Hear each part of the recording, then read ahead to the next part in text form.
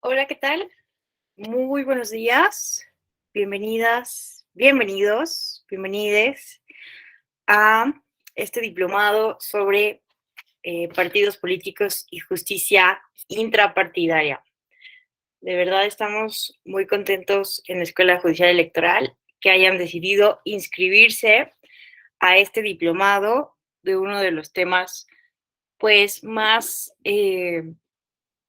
al que más le rehuimos, ¿no? La materia electoral, los partidos políticos, no son, vamos a ver, una de las figuras más queridas, no son de las instituciones mejor valoradas de la democracia y justo por ello resulta fundamental estudiarlos, pensarlos para proponer eh, algunas soluciones, ¿no? A esta crisis de la que hablamos sobre los partidos políticos. Entonces, qué gusto que se hayan inscrito. Y bueno, esta primera sesión es un poco introductiva. La idea es que repasemos conceptos básicos, ¿no? Repasemos lo básico que son los partidos políticos, cuándo surgen, eh, qué es un sistema de partidos, ¿verdad?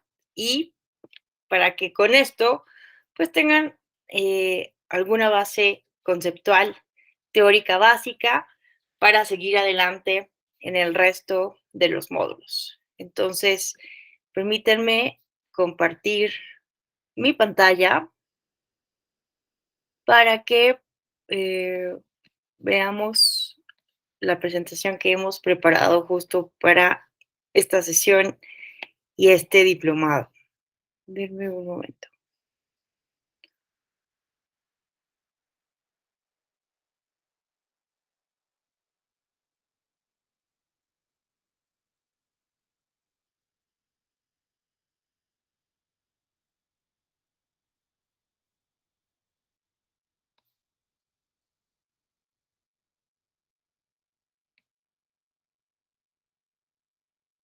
Vamos a compartir. Listo. Entonces, bueno, vean ustedes.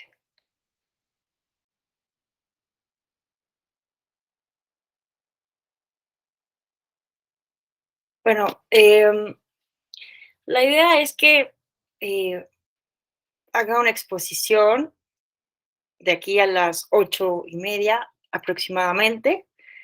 Intentaré ser lo más breve posible, concisa y clara, para que dejemos un tiempo para las participaciones. Pero a pesar de este plan, si ustedes quisieran comentar algo, preguntar algo, aportar algo a lo largo de este tiempo, pues siéntanse con la confianza de decirlo, de levantar la mano o de escribirlo, ¿verdad?, en el chat.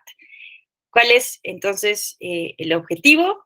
Que tengan esta base teórica, conceptual, básica, para seguir avanzando en el resto de los módulos, ¿no? Un poco recordarnos, porque yo sé que ustedes ya saben muy bien qué son los partidos políticos, vamos simplemente a recordar, refrescarnos desde el punto de vista teórico, ¿no?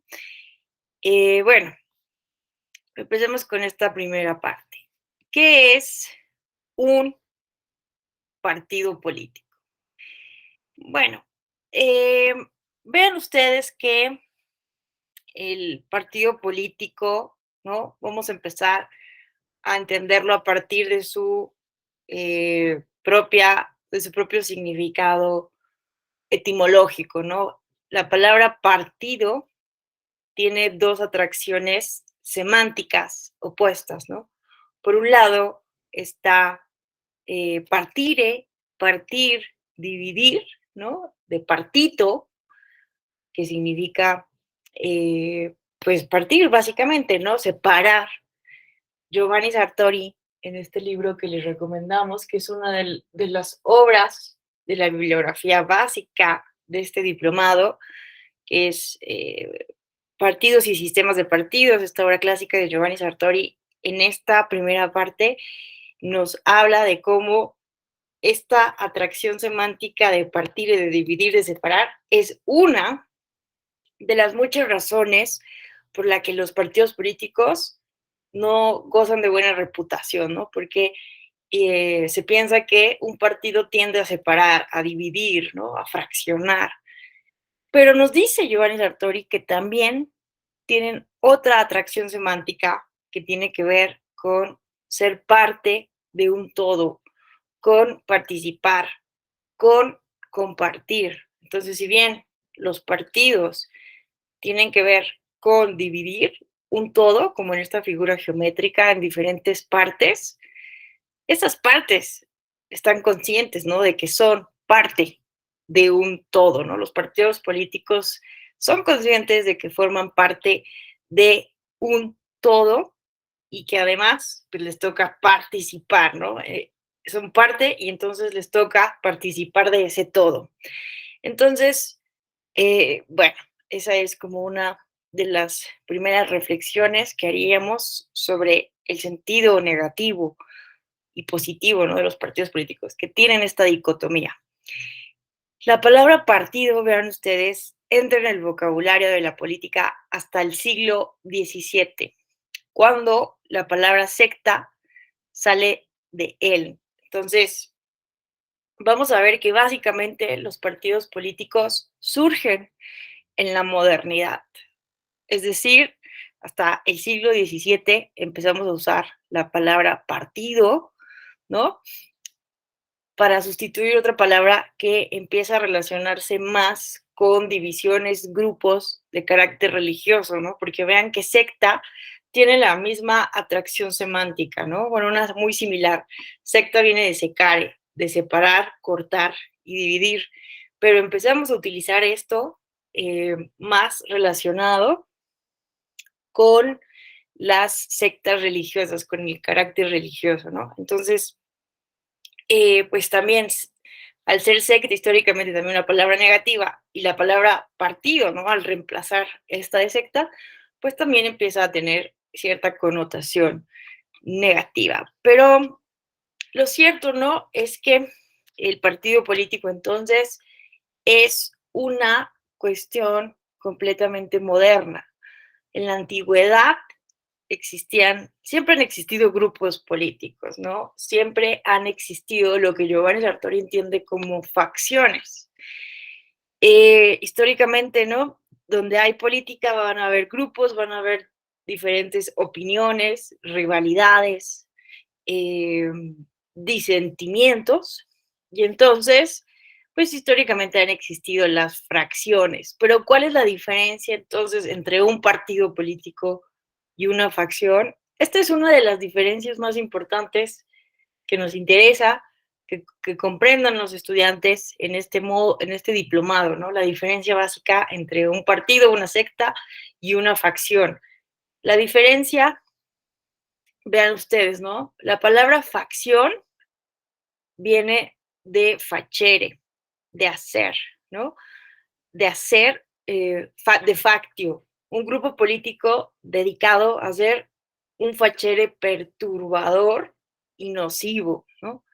Entonces, la facción, a diferencia del partido político, tiende a un facere nocivo y, y no necesariamente, bueno, sí, un facere nocivo para el todo, ¿no? Recordemos cómo hacía yo alusión al partido como un parte de un todo. La facción no, la facción simplemente se para con el objetivo de buscar conseguir fines individuales, fines grupales, fines que no atienden a la colectividad, sino a ese grupo específico, ¿no? Esa es la definición que nos propone Giovanni Sartori para separar facción de partido político a partir del análisis que él hace de la literatura que estudia los partidos políticos, ¿no? Desde muy temprano en el siglo XVII, XVIII y XIX, ¿no? Entonces estudia eh, a Bolingbroke, que son los primeros que empiezan a hablar de partidos políticos, a David Hume y a Burke, ¿no? Edmund Burke.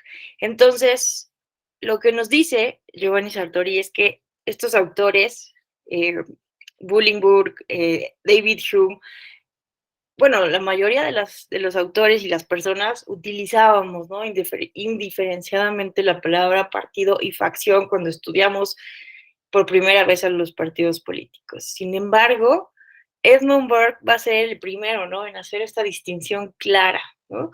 Y a partir de una reflexión que hace David Hume sobre los partidos políticos. Y vean lo que nos dice David Hume en una obra que se llama Of Parties in General.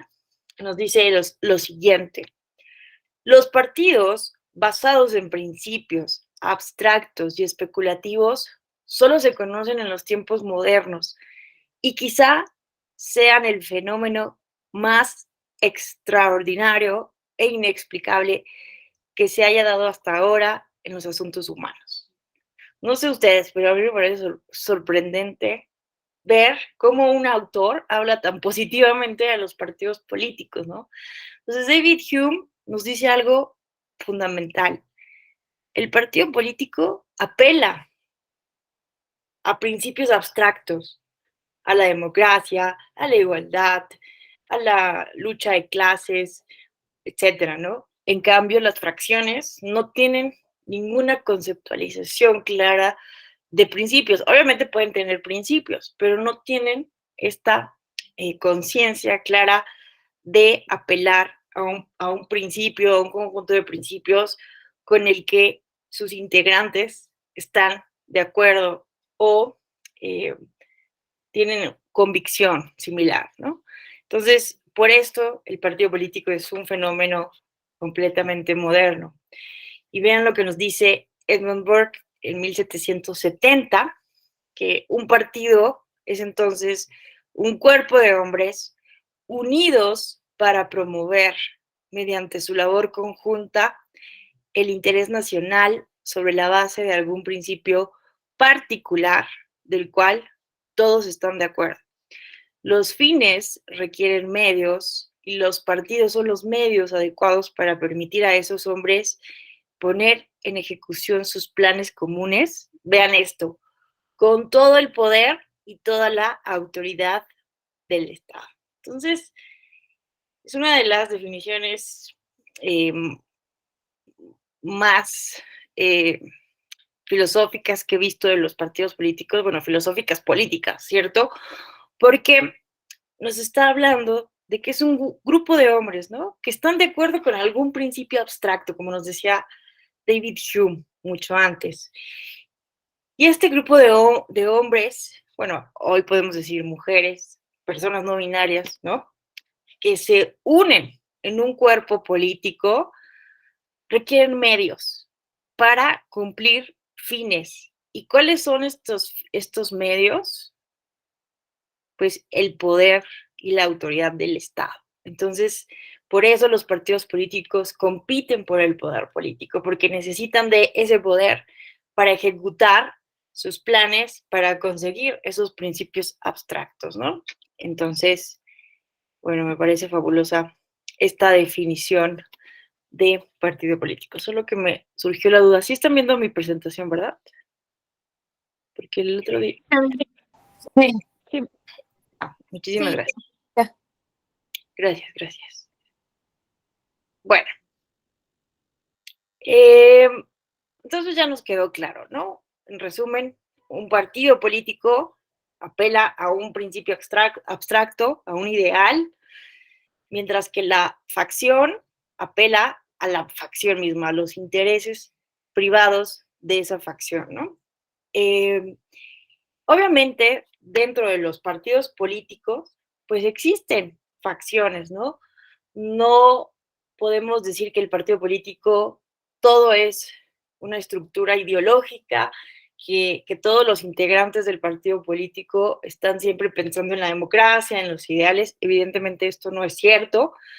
Y al respecto, también Giovanni Sartori nos propone un marco analítico muy bueno para poder distinguir lo que él denomina, ojo, fracciones de los partidos políticos. Giovanni Sartori nos habla de fracciones como la categoría conceptual, más amplia, la unidad, ¿no? Que le sigue a la categoría de partido político, ¿no? Así como nosotros hablamos de tejidos, ¿no? Bueno, de células, tejidos, órganos, ¿no? En la medicina, de manera similar, ¿no? Nosotros hablamos de partido político y después hablamos de fracciones, un poco como las fracciones parlamentarias. Y bueno, nos da muchas razones de por qué utilizar este vocablo y no otro, porque algunos autores utilizan la palabra fracción, pero hemos visto hace unos momentos por qué no es buena idea usar la palabra fracción para hablar de las diferentes subunidades que existen en los partidos políticos. Entonces, básicamente lo que nos dice Giovanni Sartori es que los partidos políticos tienen estas subunidades, estas fracciones, y que van a ser muy diferentes unas entre otras, ¿no? Habrá fracciones dentro del partido político que sean más ideológicas, más idealistas, otras que sean más pragmáticas, otras que no les interese absolutamente más que la prebenda, las prerrogativas de que garantiza el poder político. Habrá subunidades más burocráticas, habrá subunidades más electorales, habrá subunidades más de izquierda y más de derecha, ¿no? Entonces vean cómo dentro de los mismos partidos políticos podemos encontrar diferentes, grandes diferencias. La cuestión con el partido político es que a pesar de que tienen diferencias, diferentes subunidades que los hacen ponerse, como muchas veces hemos visto, en tensión, en conflicto, y sobre todo cuando estamos hablando de procesos de democracia interna, cuando hay procesos de selección de candidaturas, de elección popular o elecciones de órganos directivos dentro del partido político, pues empiezan estas tensiones y estas subunidades, estas fracciones a pelearse entre sí, ¿no? También les hemos llamado en México tribus, ¿no?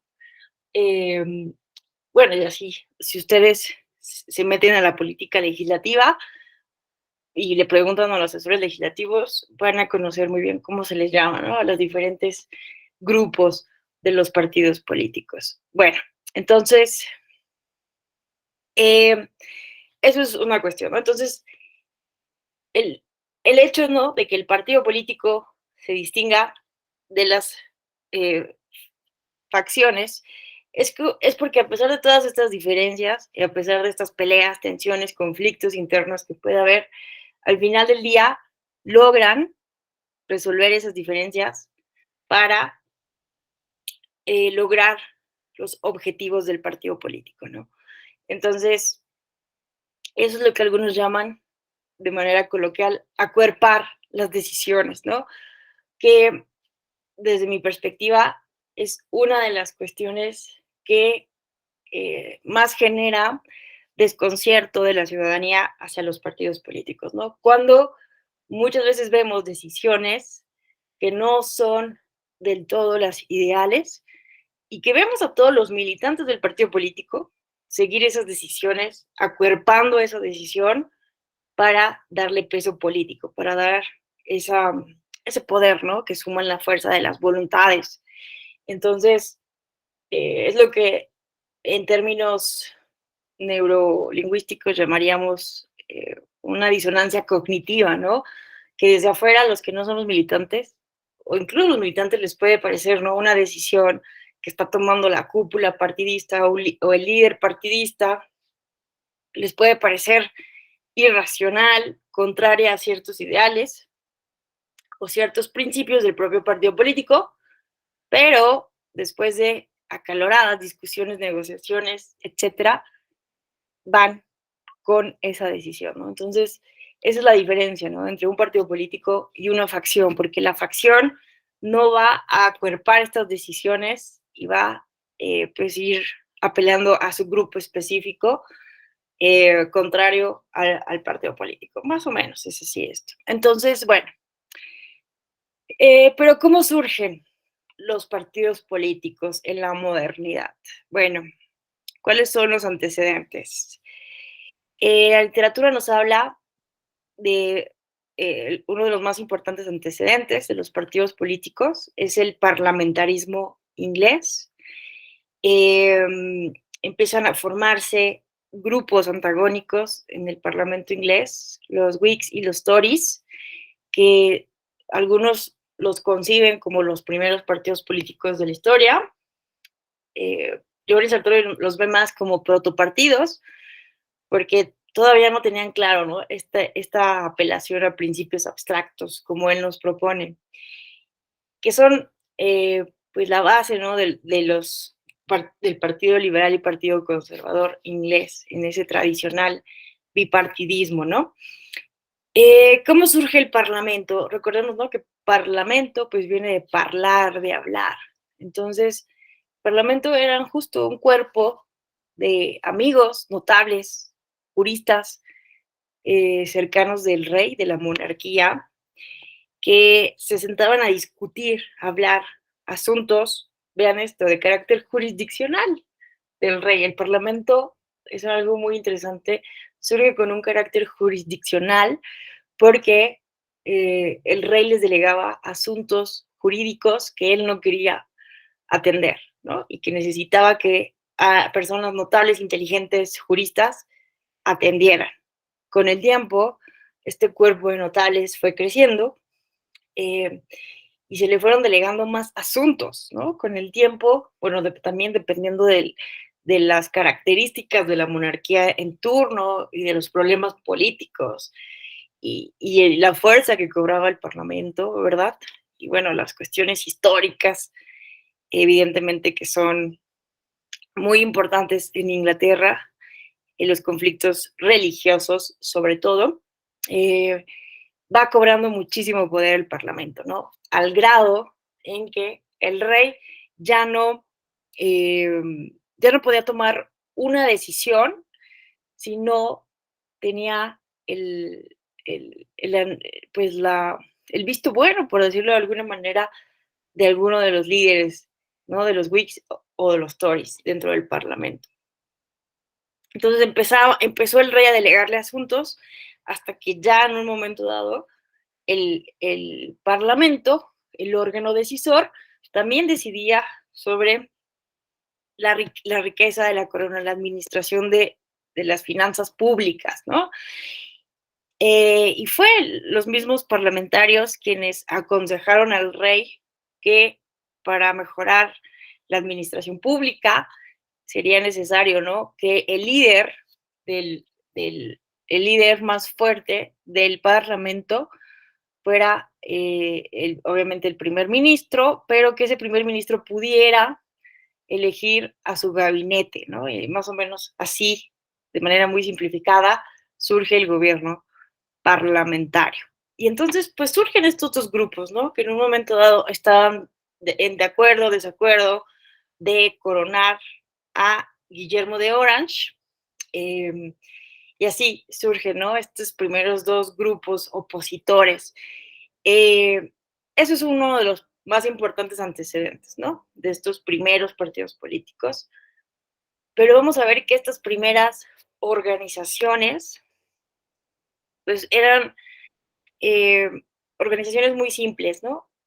Eh, Va a haber otro fenómeno fundamental del que nos habla Giovanni Sartori para hablar del surgimiento de los partidos políticos como los conocemos ahora y es la extensión del sufragio, ¿no? El reconocimiento del sufragio universal masculino en un primer momento y después del sufragio universal, ¿no? Cuando se reconoce también el sufragio femenino.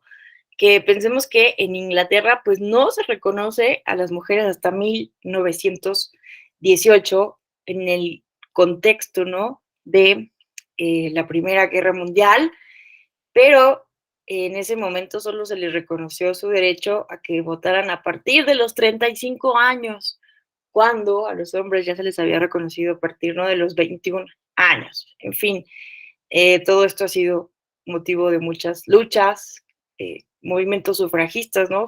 Feministas, etcétera. Vean ustedes que Luis López Guerra tiene un texto fabuloso que les recomiendo mucho leer, que de hecho viene en la bibliografía que les recomendamos en este diplomado, y habla del surgimiento de los partidos políticos a partir de una necesidad comunicativa. ¿Qué nos dice Luis López Guerra? Pues imagínense que los partidos políticos al principio, en los congresos, en los parlamentos, en estos órganos legislativos, pues eran cuerpos no tan organizados, ni obviamente ni burocráticos, porque estaban alineados, ¿no?, a una figura del notable. Entonces empieza a ser un partido, pues, con algunos fieles seguidores del líder y que van a asumir, ¿no?, las decisiones que él toma, van a apoyarlo. Pero imagínense que en un momento dado llega la extensión del sufragio universal y los partidos políticos, ¿no? Porque en un primer momento el voto era censitario, ¿no? Solamente quienes tenían cierto nivel de renta, ciertas propiedades, pagaban impuestos, podían votar, ¿no? Entonces, pues no existía la necesidad de un cuerpo organizativo que necesitara ir a buscar los votos de manera masiva. En cambio, cuando llega la extensión del sufragio, el sufragio universal masculino, pues imagínense que este grupo de hombres más o menos organizados en los parlamentos se ven en la necesidad de salir a tocar la puerta de los nuevos electores para alinearlos con sus partidos políticos. Entonces, aquí surge el partido político de masas, porque es necesario entonces educar a los nuevos ciudadanos, a quienes se les acaba de reconocer sus derechos políticos y hacer política cara a cara, ¿no? Tenían que salir los partidos políticos organizados, de militantes, para pedir el voto, ¿no? Y es aquí cuando los partidos políticos empiezan a hacer periódicos educativos, publicaciones, mítines, etcétera, ¿no? Porque necesitan ganar el voto popular. Y además de eso, vean esto que Sartori nos dice que es fundamental. Para que se diera la transición de la facción al partido político, para poder pasar de los intereses individuales de grupos a apelar a principios abstractos que vieran por la colectividad. Vean esto, se necesitó una transición de la intolerancia a la tolerancia, de la tolerancia al disentimiento y del disentimiento a la pluralidad, ¿no? Entonces, para que existan partidos políticos en un régimen político, es necesario hacer esta transición de no tolerar a esos grupos políticos que piensan diferente, a tolerar este disentimiento, ok, se vale estar en desacuerdo, se vale que existe el partido A y el partido B, y entonces, como régimen político, en el poder, quienes están en el poder también, aceptan esta pluralidad, ¿no? En México, ¿cuántos años nos tardó eso, no? Porque el partido, ahorita lo vamos a estudiar, pero el partido, ¿no? Bueno, no es de esta clase, es de la que sigue, pero el partido oficialista, el PRI, ¿por cuántos años no permitió esta existencia de otros partidos políticos realmente competitivos, ¿no? Existían partidos de oposición, ¿no? El Partido Comunista se funda desde 1917, si no me equivoco, 1918, por ahí, o sea, muy cercano después de la Constitución del 17 se funda el Partido Comunista Mexicano, pero no va a tener reconocimiento legal hasta 1977, con la gran reforma política que nos lleva a la transición. El PAN fue uno de los más importantes partidos de oposición en la década de los 30, pero vamos a ver que no gana puestos de mayoría relativa, básicamente durante todo el periodo de existencia legal, hasta que se incorpora la figura de la diputación de partido y después las 100 diputaciones de representación proporcional. Ay, gracias, Gaby. Hola, Gaby, qué gusto saludarte. Qué chévere que estás en este diplomado, bienvenida. 1919 se funda el Partido Comunista Mexicano, ¿no? Entonces, vean que es uno de los primeros partidos políticos. Van a ver ustedes que básicamente los partidos políticos mexicanos surgen en la Revolución Mexicana, porque anteriormente solo había clubes políticos, ¿no? Durante el porfiriato y la dictadura porfirista, me perdí, tengo tantas presentaciones, aquí está. Durante la dictadura porfirista, pues solo existían clubes políticos que fueran, que estuvieran alineados a los ideales, ¿no? De Porfirio Díaz, a la política del dictador. Quienes no estuvieran de acuerdo con Porfirio Díaz eran exiliados, cooptados o eliminados, francamente. Entonces, esta transición de la intolerancia a la tolerancia, de la tolerancia al disentimiento y del disentimiento a la pluralidad, apenas está dando en nuestro país, ¿no? Y eso hay que preguntarnos, ¿realmente existe esa tolerancia al disentimiento, a la pluralidad de partidos políticos? Bueno, el régimen ha cambiado, el sistema político ha cambiado, el sistema electoral, y vemos, ¿no? Que al menos ya hay elecciones competitivas, hay alternancia, pero igual todavía nos falta algo para dar paso a esta pluralidad política. Pero vean, ¿no? Qué interesante esto que nos dice Giovanni Sartori. Entonces, en opinión de él, el primer partido político que existe como un partido político en forma que apela a principios abstractos es el Partido Republicano bajo la dirección de Thomas Jefferson, ¿no? Porque es el primero que tiene ya un ideario claro, ¿no? De objetivos a perseguir.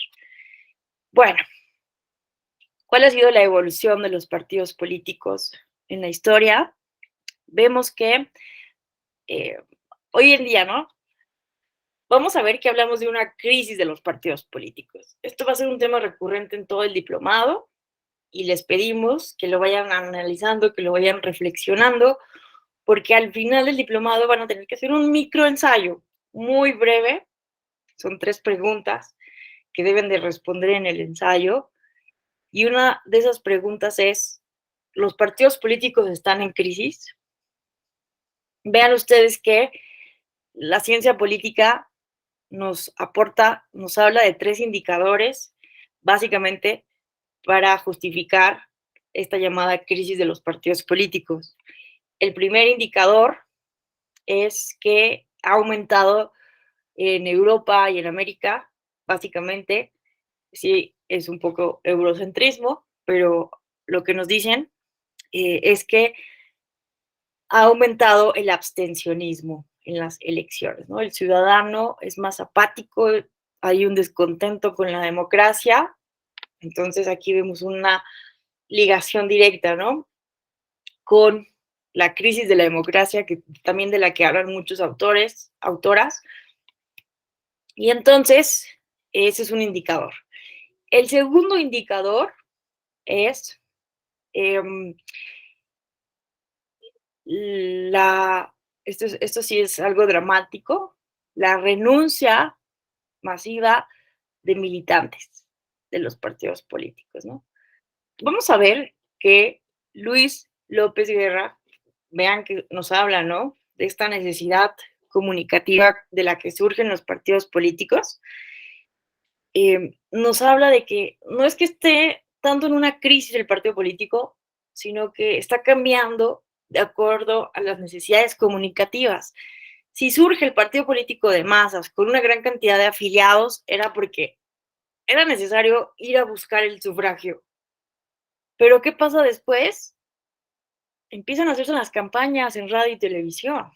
Los partidos políticos se dan cuenta que no necesitan hacer política cara a cara, tocar puerta a puerta, seguir haciendo, esforzándose tanto en estos periódicos, en esta educación cívica que hacían para tocar al ciudadano y pedir el voto, sino que a través de promocionales en radio y televisión se puede tener un alcance mucho más grande. ¿Y qué estamos viendo hoy? Pues también un cambio importante a partir de la comunicación en redes sociales y otras plataformas de Internet. Entonces, bueno, ahí les dejo esa reflexión.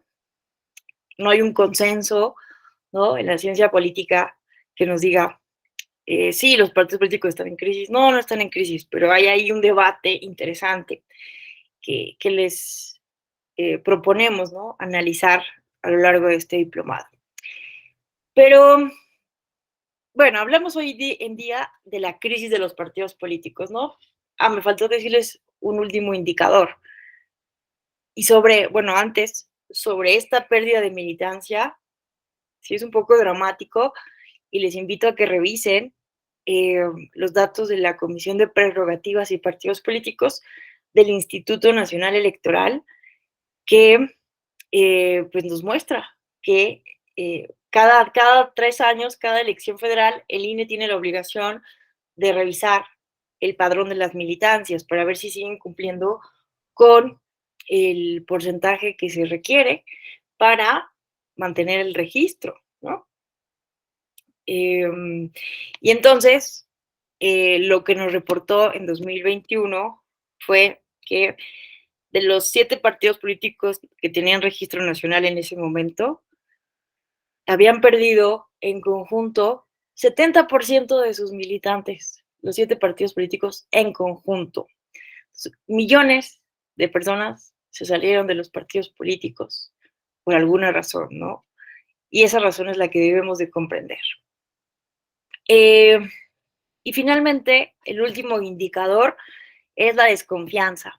Si ustedes revisan los estudios de percepción de la cultura política, como el Latinobarómetro, en sí, la Encuesta Nacional de Cultura Cívica, este estudio que hizo el INE en colaboración con el Colmex, vemos que los partidos políticos en México y en el mundo son las instituciones con menor credibilidad. Entonces, pues nadie cree en los partidos políticos, muy pocas personas realmente confían en los partidos políticos, ¿no? Entonces, bueno, yo hago esta reflexión, a ver qué opinan ustedes, pero generalmente, ¿no?, hablamos de esta crisis de los partidos políticos, pero lo cierto es que por un muy breve periodo de la historia, estos han tenido una aceptación, ¿no? Desde que, desde la Revolución Francesa, los revolucionarios franceses estaban en contra de la existencia de partidos políticos, había un marcado antipartidismo. Entonces vamos a ver que a lo largo del siglo XVII y buena parte del XVIII existía un fuerte antipartidismo. Los revolucionarios franceses estaban muy influenciados en aquel momento por las teorías de Rousseau, del contrato social y la idea súper importante de la voluntad general. Entonces, Rousseau estaba en contra de la democracia representativa. Para él, eso era una perversión de la voluntad general. Delegar a otras personas la responsabilidad pública de tomar decisiones de manera colectiva era una perversión de la voluntad general, ¿no? Entonces,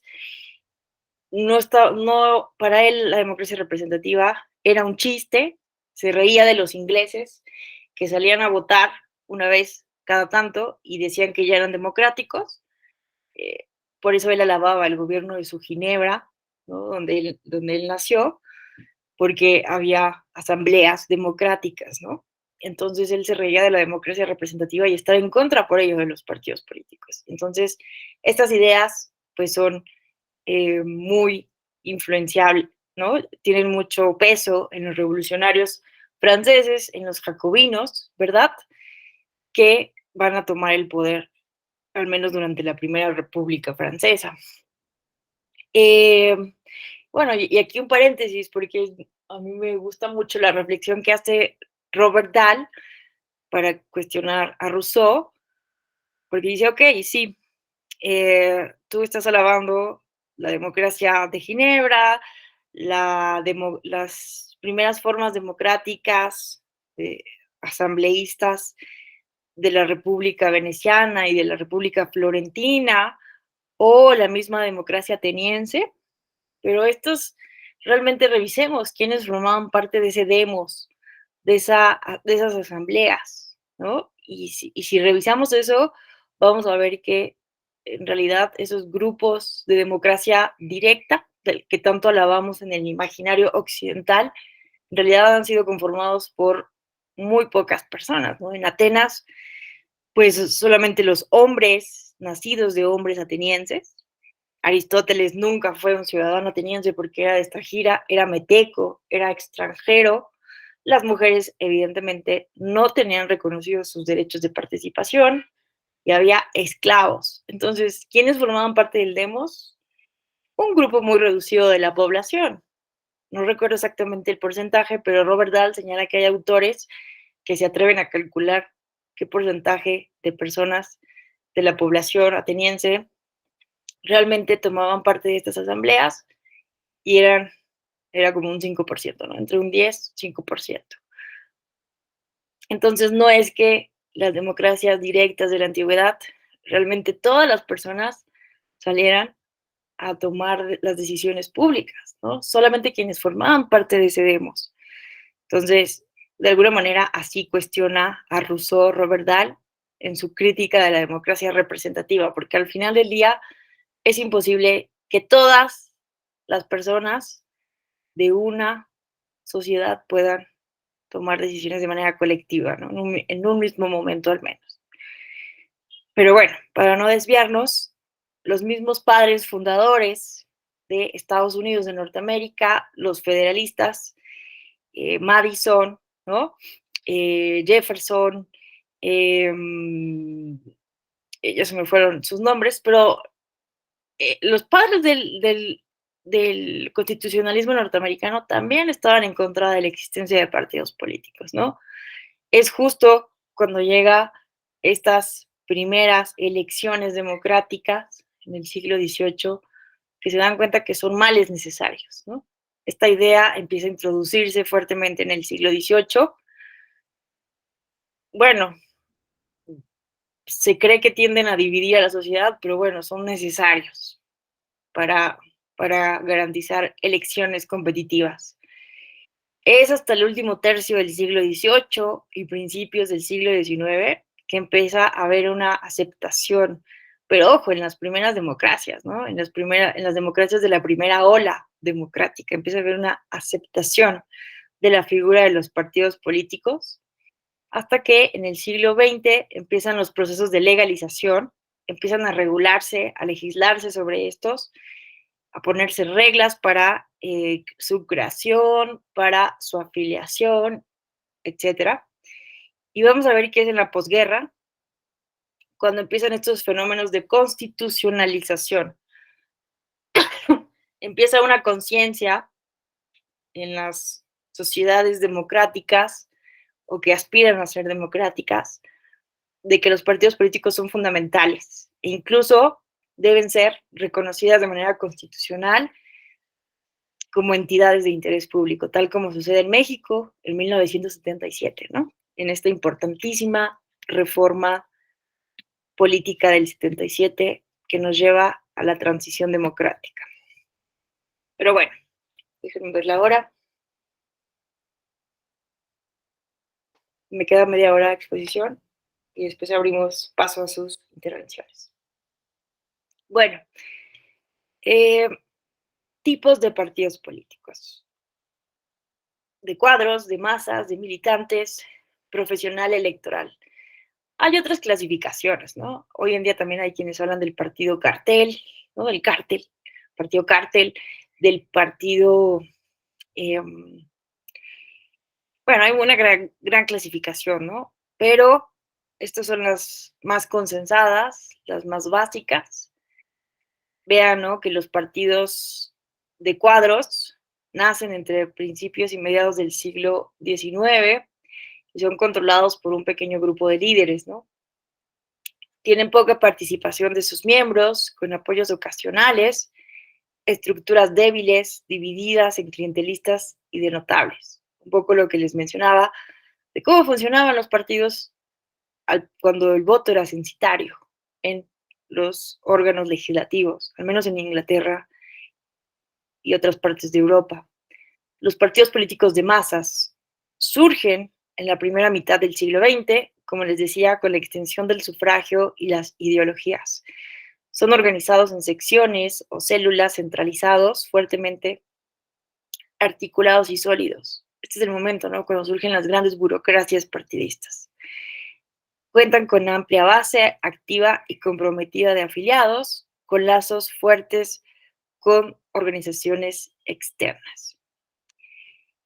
Posteriormente viene el partido de militantes, que también es una evolución ya de la regularidad de las elecciones y la profesionalización del quehacer político, ya cuando el trabajo legislativo se va consolidando a partir de partidos políticos que ganan elecciones, entonces empiezan a construir las militancias históricas, ¿no?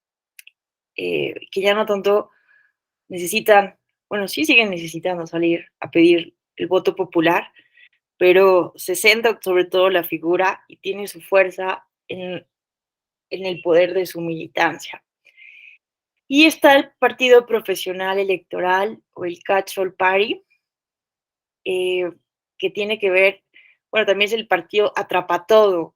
Son estos partidos desideologizados, sobre todo pragmáticos, eh, donde hay un apoyo mayor en los grupos de interés que en los afiliados, y reciben este nombre porque han hecho de las campañas electorales una especialización. Entonces, son partidos políticos que, pues según ellos, tienen, ¿no?, ideologías, sí hay por ahí algunas ideologías, pero sobre todo son especialistas en negociar con partidos políticos ideológicos o más grandes.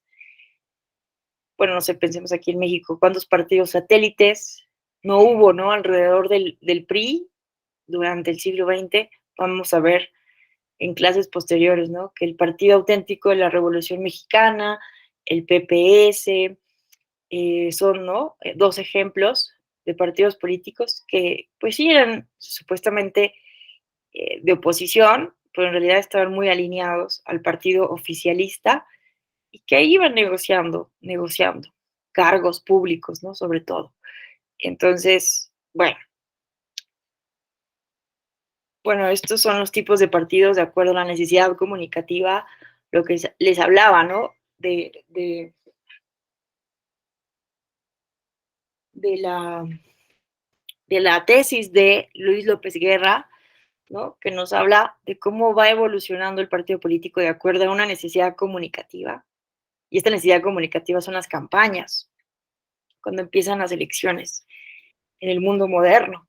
Entonces pasamos de una organización tradicional de peones u hombres de confianza del notable a una organización esporádica de activistas, un partido de cuadros, activistas temporales, con el sufragio censitario.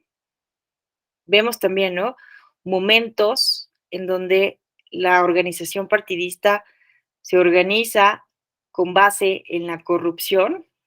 Entonces, esto que vemos en nuestros países, en México, en América Latina, de compra del voto, bueno, en todos los países hay compra del voto, ¿no? Hay que reconocer que en todos los países hay delitos electorales, pero lo que nos diferencia de otras democracias, de estas primeras, segundas olas, pues es la magnitud, ¿no? Eh, o las condiciones económicas que también tienen un peso importante para generar, ¿no?, el contexto para la compra del voto. Pero vean, por ejemplo, ¿no?, que esto ha pasado en varios países del mundo democráticos, con las migraciones masivas durante la Primera y la Segunda Guerra Mundial de europeos a Estados Unidos, por ejemplo, hubo muchísima corrupción y cacicazgo en las organizaciones políticas, porque estos nuevos ciudadanos que llegan a Norteamérica, eh, pues no tenían reconocimiento, no tenían patria, eran apátridas, ¿no? No tenían reconocimiento legal, ciudadanía, y entonces hay muchísima corrupción en esa época electoral, porque los partidos políticos prometen a los migrantes que se les reconocerán derechos administrativos, civiles, políticos, si votan, si se afilian al partido político, ¿no? Bueno, y esta organización basada en la propaganda de masas, ¿no? ¿no? Y que esto se transforma cuando llega la radio y la televisión. Entonces, esto tiene ventajas y desventajas en la comunicación partidista. Se puede llegar a más audiencias, pero la desventaja, vean esto que es muy interesante, empieza a verse la política como imposición. No es lo mismo que tú estás en tu sala de estar y de repente llega una persona, no sé, piensen un poco cómo funcionan el, algunas personas religiosas, testigos de Jehová o grupos evangélicos que llegan a tu casa y te quieren promover, te quieren hablar, ¿no? De la Biblia, de Dios, etcétera. No es lo mismo que tú abras la puerta y les digas, sí, platíquenme, o no, muchas gracias, a que tú estás viendo tu programa de televisión favorito, y de repente te meten un discurso político, ¿no? Entonces así lo empezó a ver la ciudadanía como una imposición. Las televisoras dan testimonio de que cuando empezaron los mensajes políticos a entrar en la televisión y en la radio, recibían llamadas masivas de televidentes enojadísimos, ¿no? Porque querían que volvieran a poner su programa que estaban viendo, ¿no? Y esto se puede ver en la pérdida de millones de personas de audiencia, ¿no? En el rating. Entonces, vean la audiencia de programas preelectorales comparada con la audiencia media en los programas que sustituían. Entonces, tenemos el discurso de Humphrey el 3 de septiembre de 1968 con 7 millones de escuchas de televidentes frente a los 10 millones, ¿no? Que lograba tener Mi Bella Genio. Entonces, el otro día estábamos en un diplomado, no recuerdo exactamente en qué actividad académica estábamos, pero estábamos hablando de esto, y una persona que trabajaba en una televisora nos contó que también llamaban algunas veces a su canal de televisión para pedir que quitaran cuestiones políticas, ¿no? Que se quejaba de la gran cantidad de spots. Entonces, hay estudios empíricos en la ciencia política, en la sociología política, que nos muestran esta hipótesis muy fuerte. O sea, evidentemente hay estudios que, miren, voy a ser honesta con ustedes, ¿no? Sobre los efectos de la comunicación política en las personas, no hay una verdad absoluta. No hay una cuestión que podamos decir las politólogas y los politólogos, esto es así y se acabó. No, porque siempre que hay estudios que pueden ser muy sugestivos sobre los efectos de las campañas, de los spots en el electorado, viene otro estudio que lo cuestiona desde el punto de vista metodológico o con otro estudio que tiene resultados empíricos diferentes. Entonces, híjole, yo les recomiendo mucho, mucho, mucho leer a Marco Arellano. Él es un politólogo de la Ibero y de la UNAM. Bueno, es de la UNAM, pero trabaja también como profesor en la Ibero. Y de hecho vamos a tener una tertulia, pero nos mandaron hasta diciembre. Pero les invito de una vez.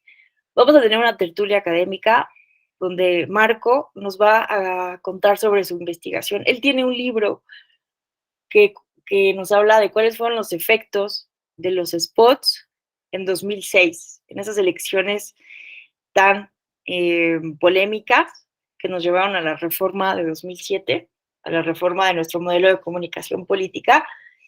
Y Marco Arellano hace una revisión de todos estos estudios que buscan hablar de los efectos de las campañas negativas, sobre todo. Y no es posible como llegar a una conclusión, así como les digo, ¿no? Una verdad absoluta de que las campañas negativas son negativas para la democracia. Miren, no es tan cierto que las campañas negativas afectan al, opositor al que se critica. En México, incluso esto nos lo dice Marco Arellano, la campaña negativa del PAN, de Felipe Calderón en contra de Andrés Manuel López Obrador, no le afectó, sino lo contrario, le benefició. En parte porque pues, la gente vio como una injusticia que se utilizaba de esa manera la comunicación para atacarlo. Entonces, se analiza los efectos de estas campañas negativas en la elección de 2006 y es una investigación que rompe muchos mitos. Entonces, yo les recomiendo leerla. Pero algo que me quedó de revisar este estudio de Marco de 2006 es que las campañas negativas, sobre todo, generan un hartazgo de la ciudadanía en la política. Entonces, vean cómo esto empieza también a reflejarse en este estudio, ¿no? Que es mucho anterior, el estudio de Marco, de Luis López Guerra, y porque empieza a reducirse la política cara a cara, ¿no? Y entonces empieza a masificarse el mensaje político. En fin, les invito a esta tertulia de diciembre, creo que va a ser como por ahí del 16 de diciembre, ¿no?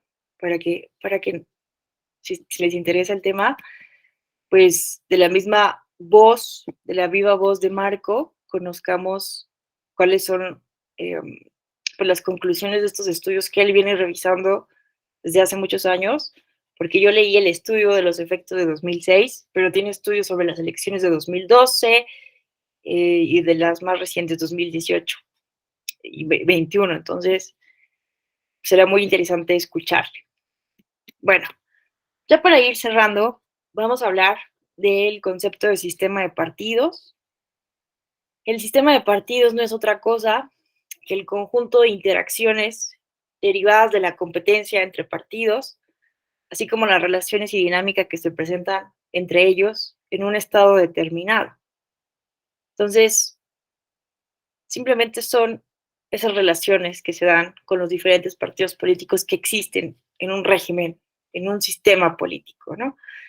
Estamos hablando de sistema de partidos dentro de la categoría conceptual del sistema político, del sistema social, dentro de la teoría de sistemas, ¿no? Una tradición teórica que inaugura David Easton, ¿no? En la ciencia política, que empieza a hablar del sistema social y del sistema político como un sistema con vida propia, con entradas y salidas, con feedbacks, ¿no? Y con una caja negra de retroalimentaciones. En fin, ¿cuáles son los elementos principales de los sistemas de partidos? La competencia, la interacción entre los partidos políticos, el número de partidos, el tamaño, la distancia ideológica que hay entre ellos, su relación con la sociedad o con grupos sociales y su actitud frente al sistema de partidos. Esta es la clasificación más popular, más consensada, más usada que hay sobre los partidos políticos, ¿no? Y está basada en dos categorías analíticas. El primero es el número de partidos políticos y el segundo es su grado real de competitividad, ¿no? Entonces, en cuanto al número de partidos políticos, tenemos al partido dominante, al sistema de partidos dominante, al bipartidismo, al pluripartidismo, que son parte de los sistemas competitivos. ¿Qué significa esto? Que solamente puede existir el sistema de partidos dominante, bipartidismo y el pluripartidismo en democracia, en regímenes donde existe auténticamente la alternancia política. Y tenemos en los regímenes no competitivos, por el número de partidos políticos, el sistema de partido único y el sistema de partido hegemónico, ¿no? Vamos a ver rápidamente qué significa cada uno de estos sistemas. El sistema de partido dominante es aquel en que un partido gobierna solo, sin alternación del poder, sin alternancia, siempre que siga obteniendo la mayoría absoluta de los escaños, ¿no? Es decir, un partido no necesita de otros para gobernar, porque tiene la mayoría absoluta, esa mayoría calificada que se necesita para hacer reformas estructurales constitucionales. Un ejemplo clásico es el sistema de partidos de Japón después de la Segunda Guerra Mundial, en donde pues, ganaba el mismo partido político una tras otra, y no significaba que no había democracia, ¿no? Sino que era el partido que concentraba estas preferencias. Tenemos el sistema bipartidista, que este es mucho más conocido, ¿verdad? Por todas y todos. Existen dos partidos políticos predominantes con capacidad de alcanzar mayoría absoluta del órgano de representación y se alternan el dominio del mismo. A veces tienen esta mayoría absoluta, a veces es una mayoría relativa y negocian. Y pueden existir más partidos políticos minoritarios que no afecten a nivel nacional la competencia entre los dos principales. Un ejemplo clásico es el sistema bipartidista de Estados Unidos de América, ¿no? Los famosos partidos republicano y el demócrata, que no significa que no existan otros partidos o que no existan, por ejemplo, también candidaturas independientes, sino que no los necesitan para gobernar básicamente y que no ganan, no logran, ¿no? Esta hegemonía como el Partido Republicano y el Demócrata, porque también el sistema está diseñado para que ocurra así, ¿no? El sistema de partidos pluralista, podemos encontrar una subclasificación de acuerdo a la moderación, ¿no? Un sistema de partidos moderado, extremo y atomizado. En el moderado, más de dos partidos compiten en los puestos de elección popular y generalmente se requieren de coaliciones para gobernar. Este es el ejemplo del sistema de partidos de México, que vean ustedes. Vamos a ver que México pasa de un sistema de partido hegemónico por más de 70 años, donde solamente el PRI ganaba las elecciones, pero vamos a ver que está dentro del grupo de no competitivos, de sistemas no competitivos, hasta aproximadamente 1997, que es la primera vez en que el PRI pierde la mayoría absoluta en la Cámara de Diputaciones, un hecho histórico. De 1997 a 2012 vamos a tener un cambio del sistema de partidos. Pasamos de ese sistema hegemónico a un sistema tripartidista en donde el PRI, PAN y PRD en conjunto van a concentrar el 90% de los votos, ¿no? Y es ahí que necesitan de coaliciones para gobernar. Y vean, es decir, pasamos de un sistema de partido hegemónico a un sistema de partidos pluralista, moderado, pero ¿qué ocurrió? En 2012 empieza a declinarse este porcentaje tripartidista que concentraban estos partidos políticos. En 2014 se crea Morena y en 2018 vemos una cuestión que nadie se esperaba en nuestro sistema de partidos, ¿no?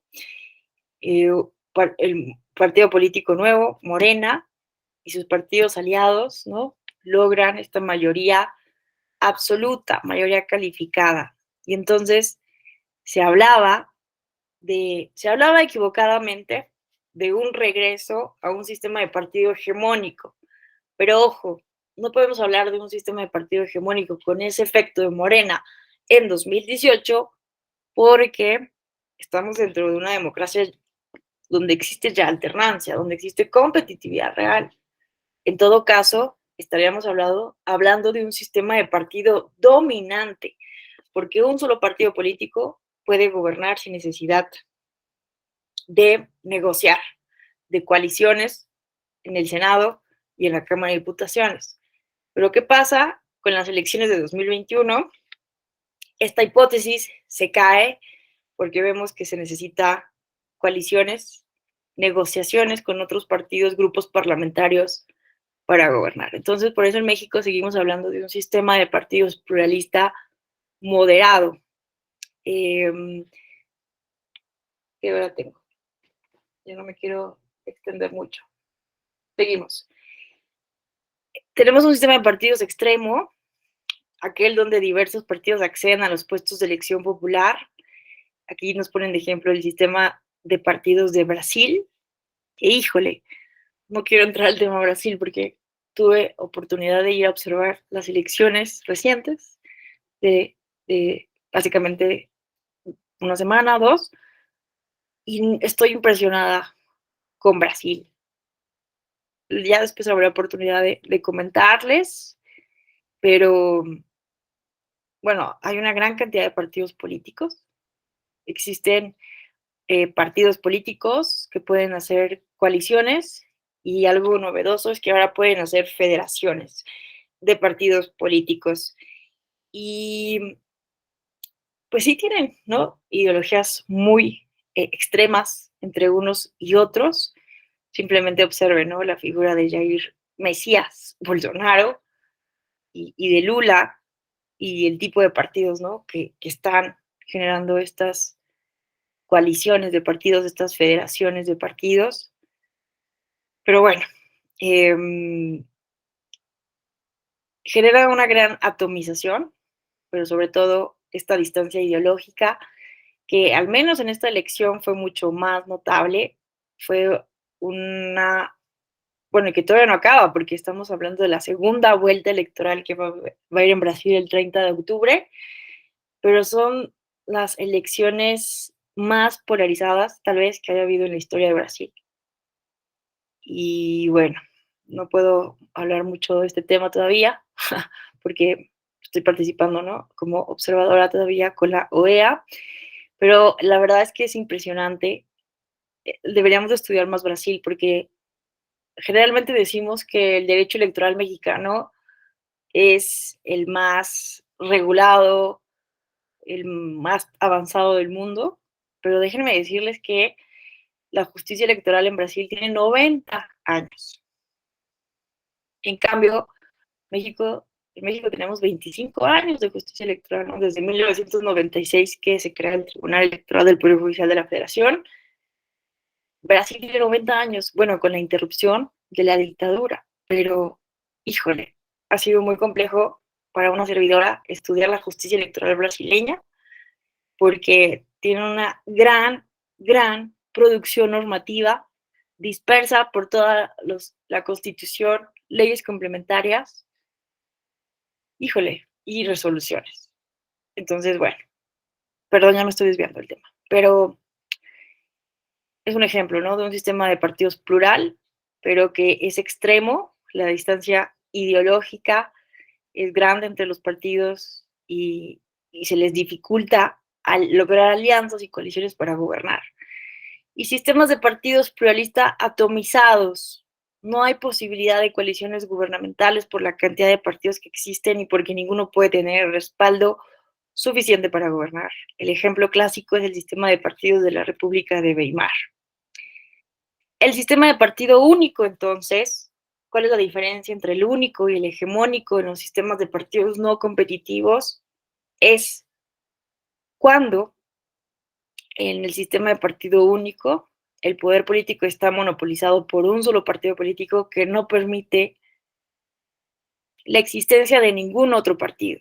El gobierno se caracteriza por ser opresivo, intolerante, represivo, así como por poseer un gran control coercitivo de la sociedad. El ejemplo famoso, el sistema de partidos de la Unión de Repúblicas Socialistas Soviéticas. Otro ejemplo, el Partido Comunista Chino. No se permiten otros partidos políticos, ¿no? Y el sistema de partido hegemónico, que es el que tuvimos en México, permite la existencia de otros partidos distintos al gobernante, pero su presencia es testimonial, es decir, no tienen posibilidades de derrocar al partido dominante. Es lo que se llama, ¿no? La dictadura perfecta, que tanto se cita de Mario Vargas Llosa. Bueno, en fin, con esta gráfica podemos ver cómo el PRI dominaba el sistema político del país, ¿no? Vean, esta es la distribución porcentual de escaños en la integración de la Cámara de Diputaciones de 1961 a 1994 y vemos esta hegemonía del PRI aquí arriba, cómo va disminuyendo de manera notable con el paso del tiempo. Entonces, en conclusión, en México se habla de un sistema electoral y de partidos, un sistema electoral mixto. ¿Por qué mixto? Porque el número de diputaciones federales, senadurías y diputaciones locales se eligen por el principio de mayoría relativa y otro por el de representación proporcional. Es mixto con preponderancia mayoritaria y tenemos un sistema de partidos pluralista competitivo. Existe un pluralismo político a nivel federal y local, producto de un proceso de reformas electorales que permitió el tránsito de un sistema hegemónico a un sistema competitivo. Y bueno, aquí vamos a detenernos porque la evolución de los partidos políticos en México y el sistema de partidos, la idea es que lo analicen con calma a partir de mañana. Entonces, hasta aquí cerraría esta primera parte introductoria, invitándoles a, si tienen algún comentario, pregunta, cuestionamiento o aportación. Muchísimas gracias por su atención.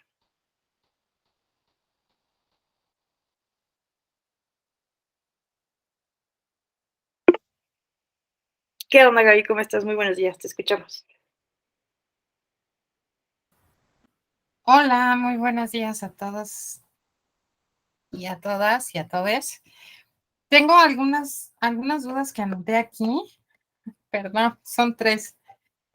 La primera es en relación al texto de López Guerra, porque estaba revisando los materiales de consulta y la bibliografía y no lo encontré. Y ahorita lo googleé, pero estoy perdida. Entonces, si de repente, nada más, nos pudieran proporcionar la referencia para consultarlo, porque está como muy interesante esto de la, de la clasificación en base a necesidades de comunicación, ¿no? Sí, Que por claro. ahí va. Y luego, no sé si pudiéramos abundar, ya que vimos la clasificación de partidos políticos, muchas veces hay esta confusión entre sistemas electorales y sistemas de partidos. Entonces, no sé si pudiéramos referirnos un poquito más a lo que son los sistemas electorales que se tocó al final, y por eso me surgió un poquito la inquietud. Y luego, la cuestión de que ya estaba este concepto de federaciones de partidos, no sé si también pudiéramos hacerlo un poquito más extensa. Me quedé con la duda de a qué se refiere exactamente o cómo es este concepto novedoso. Muchas gracias. No, al contrario, es a ti, Gaby, por el interés y la atención a esta sesión. La primera, el texto de Luis López Guerra, déjenme, se los comparto de una vez. Permítanme entrar a mi, según yo, voy a revisar porque había agregado este texto que a mí también me parece muy, muy interesante de esta evolución de los partidos con las necesidades comunicativas. Se me hace algo como muy interesante de analizar y se me hace raro que no esté ahí el texto, pero espérenme, se los voy a compartir de una vez. Lo tengo aquí en mi EndNote, espérenme. López Guerra, aquí está. Voy a compartir mi pantalla para que vean la referencia. Entonces, a ver si me abre el link. Tengo mis ojos muy rojos. Vean, este es López Guerra Luis, el texto, vean, y es de 1976, sobre la evolución de las campañas electorales y la decadencia de los partidos de masas. Está publicado en la revista española de la opinión pública y vamos a ver si me abre aquí. Aquí tengo No se abre. No, pero...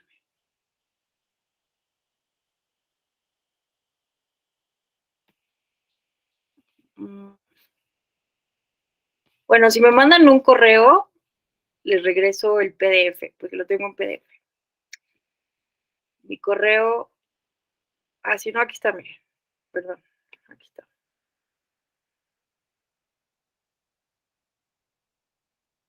Ay, espérenme. Tengo aquí un relajo. Aquí está. Vean, es este texto. Pero no sé si se los pueda mandar por este Google Meet. ¿Alguien sabe? López, del escritorio. Entonces vamos a ver si se los puedo. Bueno, aquí solo parece ser que deja compartir. Miren, hagamos algo. Mándenme un correo, por favor. Yo dejo mi correo electrónico institucional. Marta.tellom, que Marta es mi primer nombre. Por eso marta.tellom@e.gov.mx. Bueno, yo muy grosera, ni siquiera me presenté. Pero es que ya conozco a muchos de ustedes, pero no todos, no con todos he tenido el gusto de compartir sesiones académicas. Entonces, yo soy Alejandra Tello y pues bueno, soy profesora investigadora de la Escuela Judicial Electoral. Este es mi correo electrónico.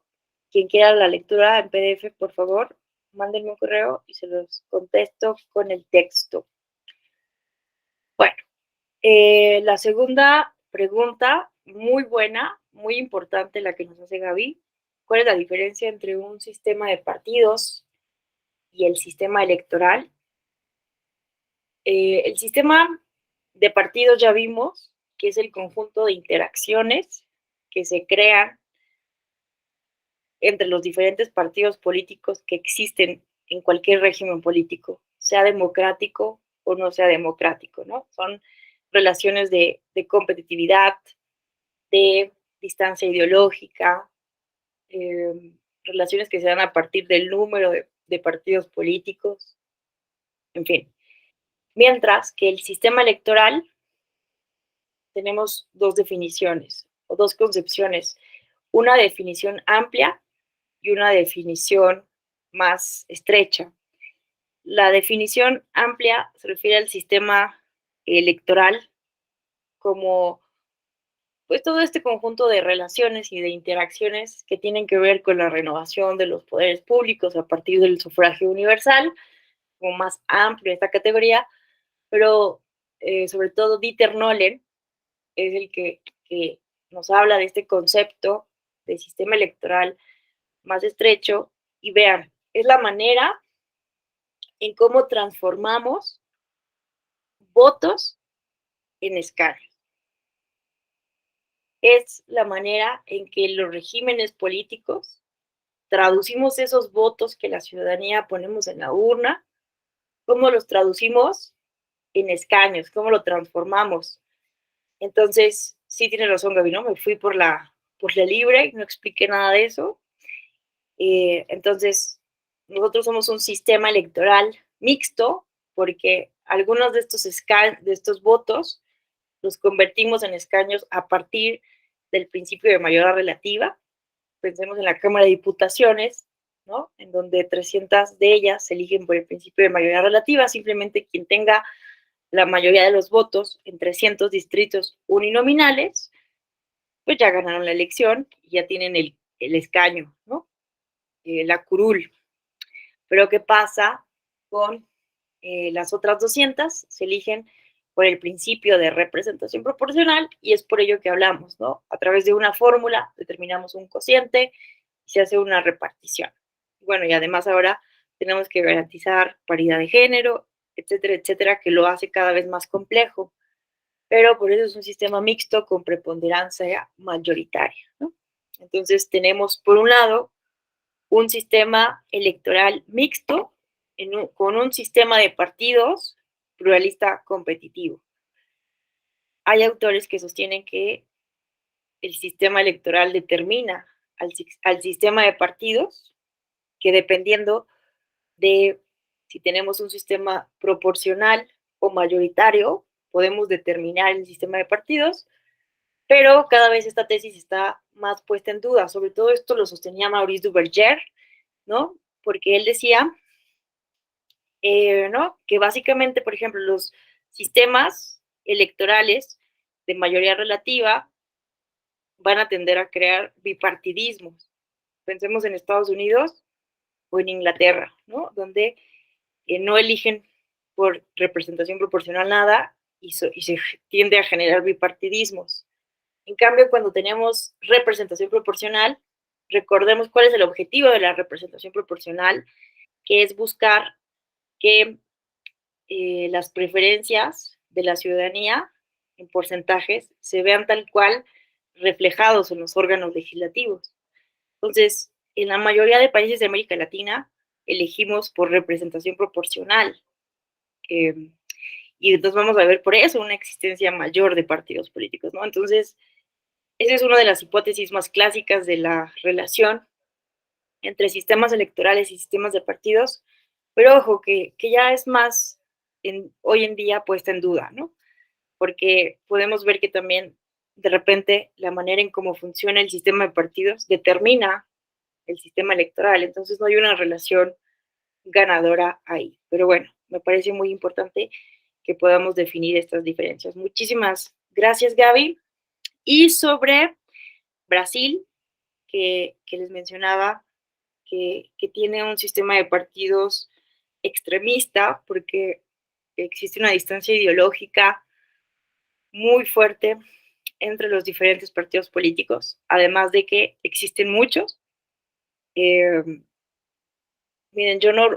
a mí no me tocó revisar el tema de partidos políticos, porque fui como especialista exclusivamente en justicia electoral, pero sí por ahí chequé en algún momento la página de cuántos partidos políticos había en Brasil registrados y eran, no me acuerdo, pero aquí tengo un informe, espérense. Eran como unos 27. Espérense. Informe. Vean, mi escritorio está de locura. Vean, partidos políticos. Aquí está. Bueno, simplemente, ¿no? En Brasil pueden participar en elecciones personas registradas por los partidos políticos. Vean, actualmente hay 32 partidos políticos registrados ante el Tribunal Supremo Electoral, que es la única instancia que existe. Imagínense que no existe un INE y un Tribunal Electoral y una FEPADE, que ahora se llama FICEL, ¿no? Sino que el Tribunal Superior Electoral de Brasil, que tiene una historia larguísima de vida, hace todo: función electoral, administrativa, jurisdiccional y también conoce de crímenes electorales. Imagínense. Bueno, pero no es nacional porque hay 27 tribunales regionales y también existe la figura del juez electoral como un juez local, que también tiene funciones jurisdiccionales y administrativas y juntas electorales.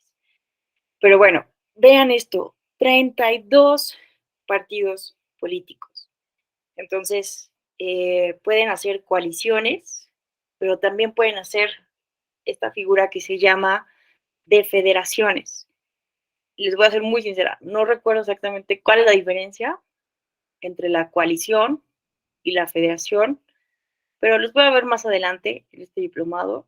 Lo voy a investigar porque en serio a mí no ahondé en eso, pero era una de las cuestiones novedosas del régimen político de Brasil, que están creando esta figura de la federación.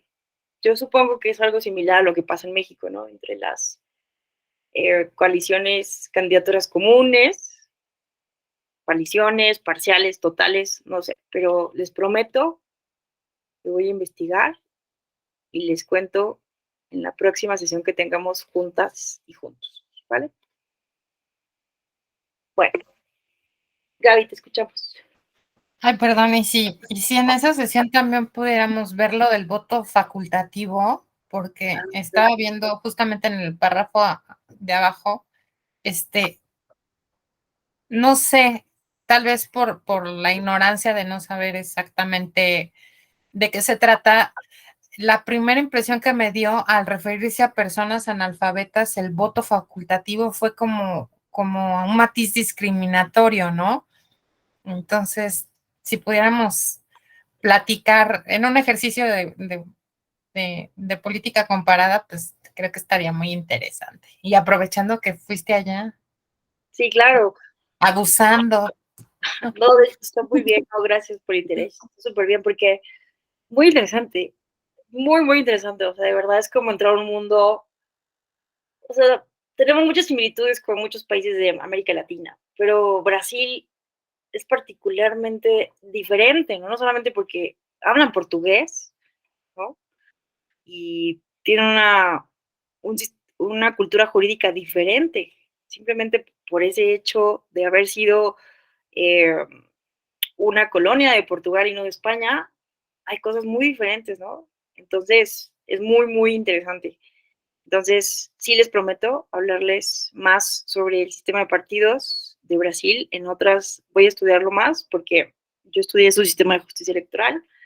Les puedo contar más de eso, pero, pero sí, y esto del voto facultativo también, ¿no? Que híjole, es muy interesante ver que a pesar de existir este voto facultativo, este voto obligatorio, con excepción de personas analfabetas mayores de 70 años y eh, para adolescentes, bueno, jóvenes a partir de los 16 años, el voto es facultativo, no es obligatorio, pero vean qué interesante porque a pesar de que es obligatorio, hubo una abstención, un abstencionismo importante como del 23%.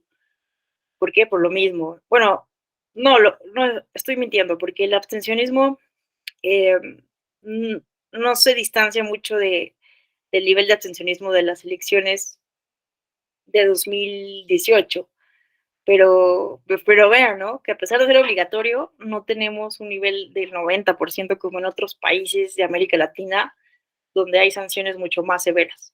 Pero bueno, ya después lo discutiremos.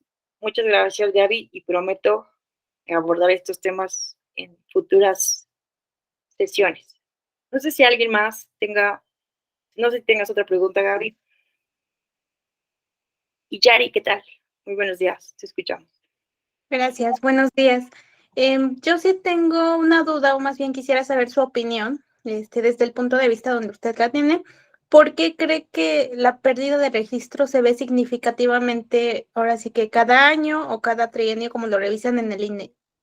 ¿Cuál sería para ustedes, pues, la mayor, no sé, el principal factor que la gente, pues, deje de creer en los partidos políticos? Muy buena pregunta. Yo creo que básicamente tiene que ver con, o sea, concuerdo con opiniones mucho más elaboradas de otros científicos sociales que nos dicen que tiene que ver con la exclusión consciente e inconsciente de mujeres, jóvenes y otros grupos más plurales de estas cúpulas partidistas. Tiene que ver con la falta de democracia interna, ¿no? De mi perspectiva, tiene que ver con la falta de garantía a esas bases de militantes, de afiliados, de derechos de militancia básicos, ¿no? Entonces, pues se van desencantados porque no hay, bueno, están integradas las cúpulas partidistas básicamente por los mismos, por las familias, por los líderes, por los mismos grupos, por hombres, y no se garantiza eh, pues posibilidades reales, ¿no? De democracia interna. Entonces a mí me parece que es uno de los principales factores. Pero bueno, lo iremos discutiendo porque también hay matices y han habido avances en la democracia interna partidista, pero también vamos a ver que eso es un fenómeno natural, digámoslo así, en los partidos políticos Incluso podemos decir que es la paradoja más importante con la que tenemos que lidiar en esta disciplina del sistema de partidos políticos, porque lo vamos a ver con más calma, pero vean esto.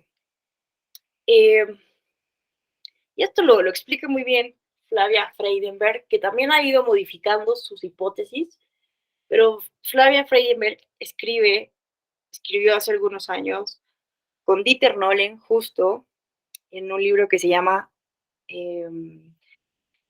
Sistemas comparados de derecho electoral, algo así. Es el estudio clásico que hace Dieter Nolen con otros especialistas. Y en ese libro, Flavia Freudenberg escribe sobre la democracia interna. Y ella nos habla de esta paradoja importantísima entre ganar elecciones, por un lado, piensen en un eje de las X, ganar elecciones, y por el otro lado, el X de las Y, que significa garantizar democracia interna. Entonces, hay una relación inversamente proporcional entre ganar elecciones y garantizar democracia al interior de los partidos políticos. Es decir, el hecho de garantizar democracia interna vuelve a los partidos políticos menos competitivos, ¿no? ¿Por qué funciona así? Esto nos lo dice Robert Michels desde su famoso estudio. Los quiero enseñar.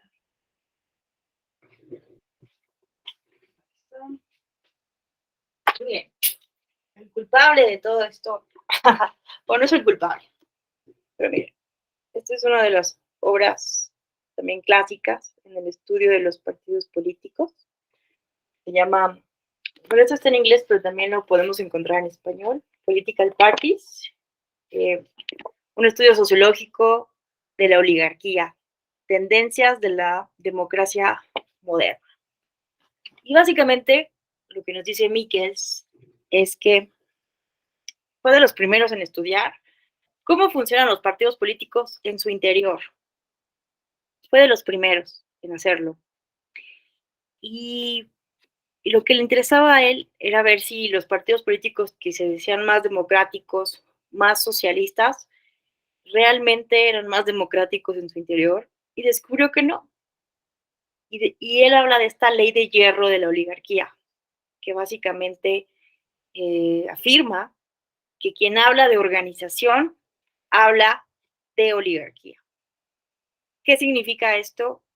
Que todas las organizaciones humanas tienden a funcionar de manera piramidal, de manera jerárquica. ¿Por qué? Por un simple y sencillo principio del poder, ¿no? Que es más fácil, más efectivo, más eficaz tomar una decisión por unos cuantos, por unos pocos, que cuando lo bajamos a la consulta popular, ¿no? A la decisión de las masas. Los partidos políticos buscan ganar elecciones, tomar el poder político. Y si están en competencia permanente con otros partidos políticos, necesitan ser eficaces, necesitan ser efectivos.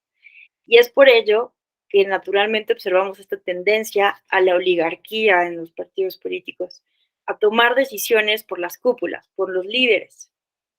Y es por ello que cuando empiezan, por obligación constitucional, por sentencias del Tribunal Electoral, en el caso mexicano, por ejemplo, a democratizarse, empiezan a perder elecciones, ¿no? ¿Por qué? Porque no es lo mismo, ¿no?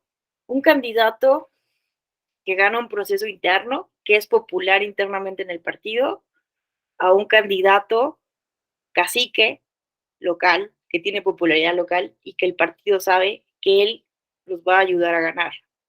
No es lo mismo. Bueno, hay muchísimas explicaciones, ¿no? Por ejemplo, Morena nos ha platicado de uno de sus problemas que están enfrentando, que estos candidatos que están siendo seleccionados a partir de la insaculación pues no siempre ganan elecciones porque no son conocidos por la ciudadanía. Entonces no están ganando, es un método de elección muy democrático, la insaculación, el sorteo, viene desde los griegos, de los antiguos helenos, atenienses. Qué mejor método que la suerte, pero cuando se someten a la competencia entre otros partidos políticos, no están ganando elecciones. Entonces, Morena tiene ese problema.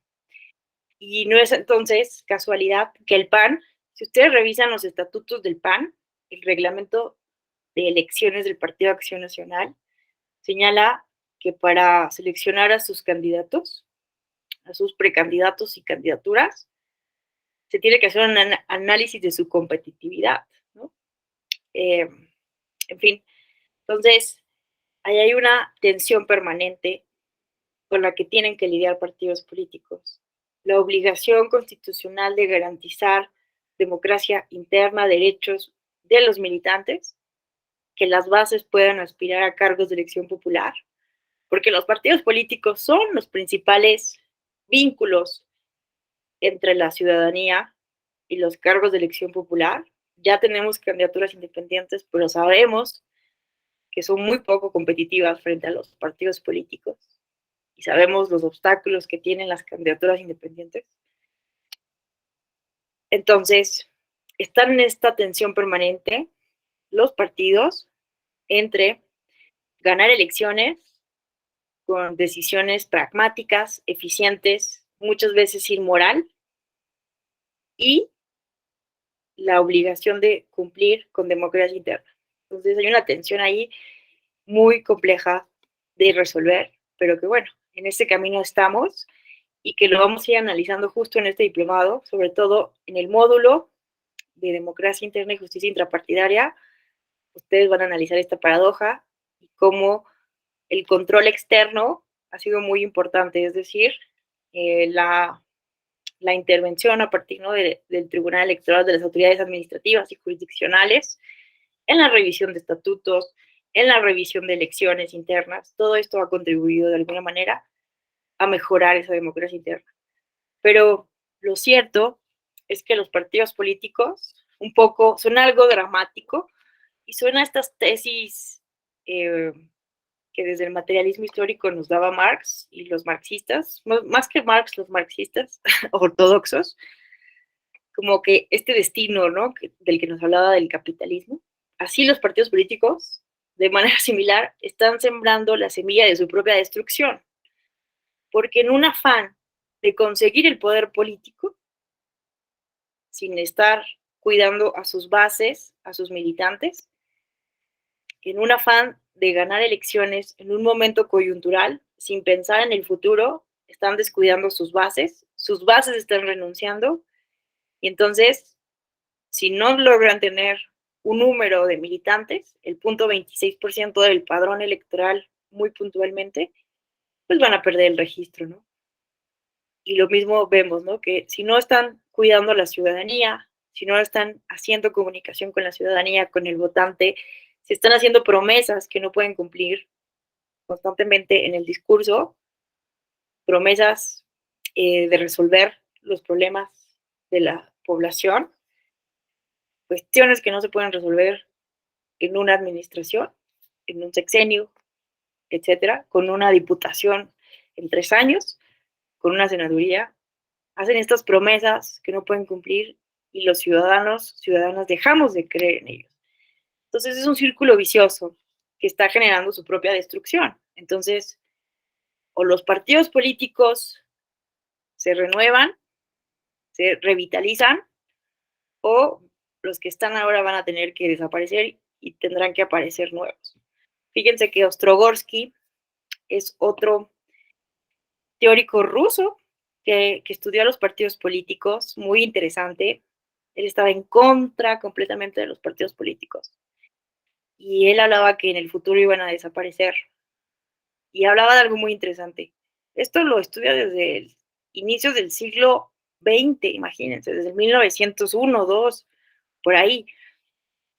Y él habla de que en el futuro iba a haber partidos políticos no permanentes, sino grupos políticos con causa.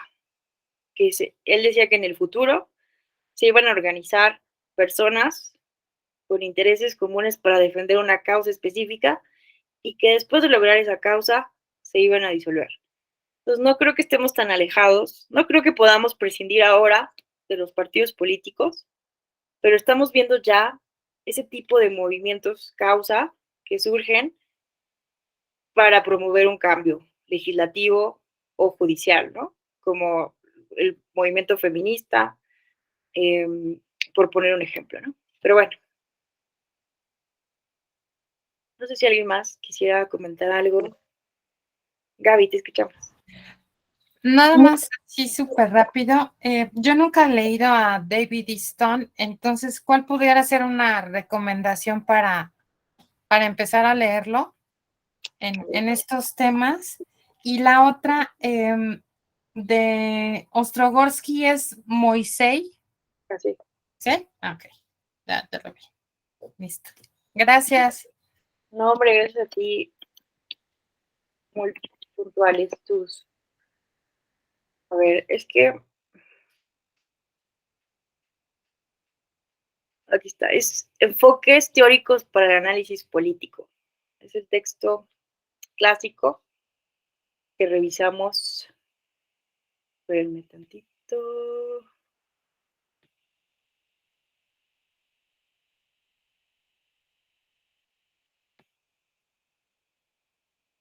Pero ¿quién enfoques teóricos para el análisis? Pero no me quiero ir sin dejarles esto.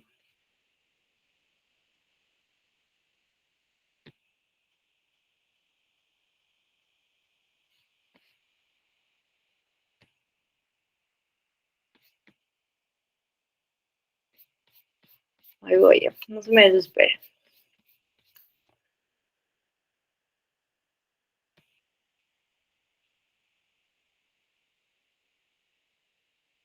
Sí, miren, el texto que se recomienda es el esquema para el análisis político.